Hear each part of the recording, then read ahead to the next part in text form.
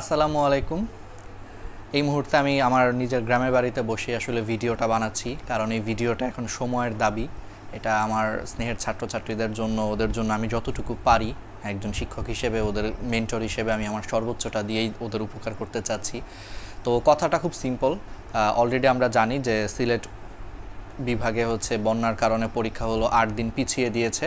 যদিও এখানে একটা প্রশ্ন থেকে যায় যে আসলে যেই সমস্ত ছাত্রছাত্রীদের, আমাদের যাদের ছাত্রছাত্রীদের বাসা হচ্ছে বৃষ্টির পানিতে তলিয়ে গেছে বা বন্যার পানিতে হচ্ছে বই খাতা ভেসে গেছে, তাদের জন্য কি আদৌ আসলে ৮ দিনের অতিরিক্ত বন্ধটা কি আসলে যৌক্তিক কিনা, বা এই বন্ধটা আসলে আরও, তো আমার মতে আরও বেশি হওয়া দরকার। কারণ একটা কমন সিচুয়েশন যদি আমরা চিন্তা করি যে যার খাতা বই তলিয়ে গেছে, নোট খাতা সব চলে গেছে, এতদিনে যে পড়াশোনা করছে, যে নোট করছে, সব কিছু যদি বন্যার পানিতে তলিয়ে যায়, তারপরে হচ্ছে পরিবার নিয়ে সে আরেক জায়গায় হচ্ছে আশ্রয় নিতে বাধ্য হয়েছে, খেয়ে না খেয়ে দিন কাটাচ্ছে।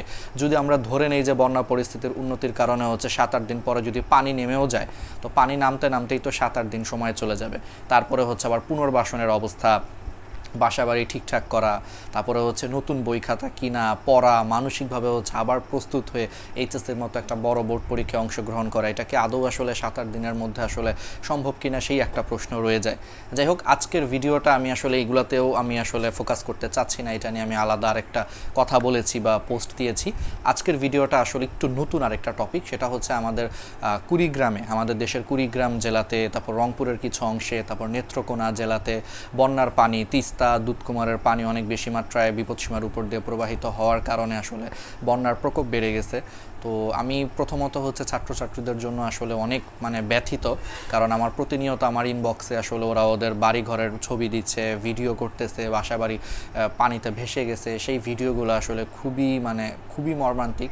একজন শিক্ষক হিসেবে বা ওদের একজন মেন্টর বা বড় ভাই হিসেবে সত্যি কথা আসলে আমার চোখ দিয়ে পানি বের হয়ে গেছে এত মর্মান্তিক দৃশ্য দেখে। কারণ মানুষজন আসলে আশ্রয় নিচ্ছে নিরাপদ জায়গায়, খাবার পাচ্ছে না, অবস্থা খুবই খারাপ, বিভিন্ন পানিবাহিত রোগ ছড়িয়ে পড়েছে।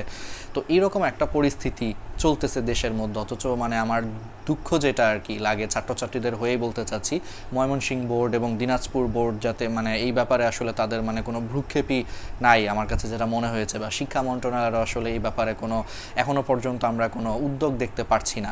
কারণ নেত্রকোনা জেলা হচ্ছে, আমি একটু বলে রাখি, এটা হলো ময়মনসিংহ শিক্ষা বোর্ডের আন্ডারে, আর দিনাজপুর শিক্ষা বোর্ডের অন্তর্গত হচ্ছে তোমার কুড়িগ্রাম জেলা এবং রংপুরের কিছু অংশ। সাথে এই সমস্ত শিক্ষা বোর্ডের পাশাপাশি কিন্তু মাদ্রাসা বোর্ডগুলোও কিন্তু আছে। তো সেখান থেকেও আমি জানি না ঠিক কতটুকু, শিওর না, অনেক ছাত্রছাত্রী আমাকে বলতেছে মাদ্রাসা বোর্ডের পরীক্ষা এখনও নাকি পিছানো হয় নাই, বা আমি ঠিক এই ব্যাপারে আমি ঠিক শিওর হয়ে বলতে পারতেছি না। তারপরেও আমাকে অনেকে বলছে ভাইয়া এগুলো নিয়েও বলতে, ওভারঅল সব কিছু নিয়েই, যে মাদ্রাসা বোর্ড, তারপরে হলো ময়মনসিংহ শিক্ষা বোর্ডের অন্তর্গত নেত্রকোনা জেলা, তারপরে হলো দিনাজপুর শিক্ষা বোর্ডের অন্তর্গত কুড়িগ্রাম জেলা বা রংপুরের কিছু অংশ, এই যে বৃষ্টির পানিতে বা বন্যার পানিতে তলিয়ে গেছে বা ভেসে গেছে অনেকের বই খাতা, তো এগুলো নিয়ে এখনও কোনো ডিসিশনই হয় নাই। সিলেট বোর্ড তো তাও মন্দের ভালো যে ৮ দিন পরীক্ষা পিছানোর ঘোষণা আসছে, কিন্তু এগুলাতে কোনো এখন পর্যন্ত কোনো ডিসিশন হয়নি। অথচ আজকে আমি যখন এই ভিডিওটা করতেছি, আজকে হলো ২১ তারিখ, আমি ভিডিওটা করছি, আর পরীক্ষার আর বাকি আছে আর মাত্র ৮ দিন, ৯ নম্বর দিনে হচ্ছে পরীক্ষা। তো এখন তো আসলে এটার ব্যাপারে একটা সুন্দর ডিসিশন আমার মনে হয় আসা উচিত, এবং আমি এই প্রশ্নগুলো আসলে শিক্ষা মন্ত্রণালয় বা আমাদের শিক্ষা বোর্ডের দায়িত্বপ্রাপ্ত কর্মকর্তাদের উদ্দেশ্যেই আসলে বলতে চাচ্ছি যে আপনারা একটু দয়া করে এই যে বাচ্চাদের কথা একটু ভাবেন, একটু সেন্সিবল ওয়েতে একটু চিন্তা করেন। কারণ দেখেন, আপনারা ওদের জায়গায় হচ্ছে আপনাদের নিজেদের ছেলেমেয়ের কথা চিন্তা করেন, ওরাও তো আপনার নিজেদের ছেলেমেয়ের মতোই।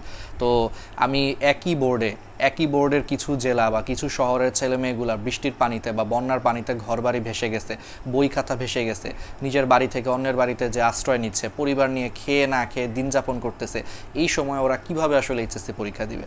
এটা তো আসলে একটু মানবিক হন আপনারা, একটু মানবিক ডিসিশনটা আপনারা একটু নেওয়ার চেষ্টা করেন। আপনারা চিন্তা করেন যে সেই জায়গায় যদি আপনাদের ছেলে মেয়ে থাকতো, পরিবার নিয়ে খেয়ে না খেয়ে দিন কাটাচ্ছে, কবে বাসায় ফিরতে পারবে সে জানে না, বই খাতা ভেসে গেছে, সব কিছু ভেসে গেছে, মানসিকভাবে বিপর্যস্ত, অথচ তাকে এখনও পর্যন্ত হচ্ছে আমরা বলতেছি ৩০ তারিখে কিন্তু তোমার এইচএসসি পরীক্ষা পিছানোর কোনো গন্ধ নাই। তাহলে এই ছেলেগুলার বা এই মেয়েগুলার মানসিক অবস্থাটা একটু আপনারা একবার ভাবেন, একটু মানবিক হন, একটু চিন্তা করেন আসলে যে এই বোর্ডগুলোতে আসলে কি করা যায়, বা কি একটা সুন্দর একটা ডিসিশন বা সিদ্ধান্তে আসা যায়, যে কি করলে আসলে সব পক্ষরই যাতে এখানে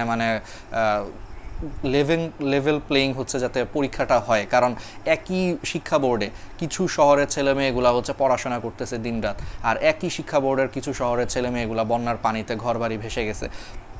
তো কিভাবে এদের এই দুই শ্রেণীর ছেলে মেয়ে কীভাবে একই সাথে হচ্ছে এইচএসসি পরীক্ষা দিবে, যেখানে অনেকের হচ্ছে এখনও থাকার জন্য ঘর পর্যন্ত নাই, আশ্রয় কেন্দ্র বা আত্মীয় স্বজনের বাসায় আশ্রয় নিয়েছে। তো এই জিনিসগুলি একটু ভাবেন, ভেবেও হচ্ছে পরীক্ষাটা, আমার মনে হয় যে পরীক্ষাটা পিছানো আসলে মানে এটা সময়ের দাবি বলেন বা যৌক্তিক দাবি বলেন, যে কারণেই হোক এটা সত্যি। তো এগুলো নিয়ে একটু ডিসিশন নেন। অতীতে তো আসলে বাংলাদেশে বিভিন্ন কারণে আসলে এইচএসসি পরীক্ষা পিছানো হয়েছে, করোনার সময় আমরা দেখেছি।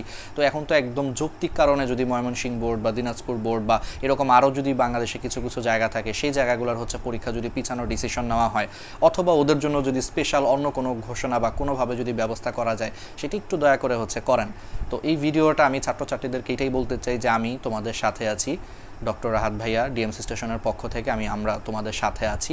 এই ভিডিওটা তোমরা অনেক বেশি হচ্ছে শেয়ার করো, যাতে এটা শিক্ষা মন্ত্রণালয় বা শিক্ষা বোর্ডের কাছে যাতে পৌঁছায়। এই কথাগুলো আমি চাই যে ওনারা শুনুক, প্রত্যেকটা কথা এখানে যৌক্তিক, ওনারা এগুলো নিয়ে ডিসিশন নিক, এবং তোমরা বেশি বেশি করে এটা শেয়ার করো। এবং যারা পরিবার নিয়ে এখন মানে বন্যার মোকাবেলা করছো, তাদেরকে আমি একটাই মেসেজ দিব যে জীবনের থেকে কোনো কিছুর মূল্য বেশি না। তোমরা বাচ্চারা আগে সুরক্ষিত থাকো, পরিবার নিয়ে নিরাপদে থাকো, পড়াশোনার কথা পরে চিন্তা করো, আপাতত এই মুহূর্তে পড়াশোনার কথা চিন্তা করার কোনো দরকার নাই। সুরক্ষিত থাকো, পরিবার নিয়ে নিরাপদে থাকো, জীবনে অনেক পরীক্ষা দিতে পারবা। সো টেনশন করো না একদম, আমরা তোমাদের সাথে আছি, আমরা শেষ পর্যন্ত তোমাদের সাথে থাকবো। দেখা যাক কী হয়, আল্লাহ ভরসা। ধন্যবাদ তোমাদের সবাইকে।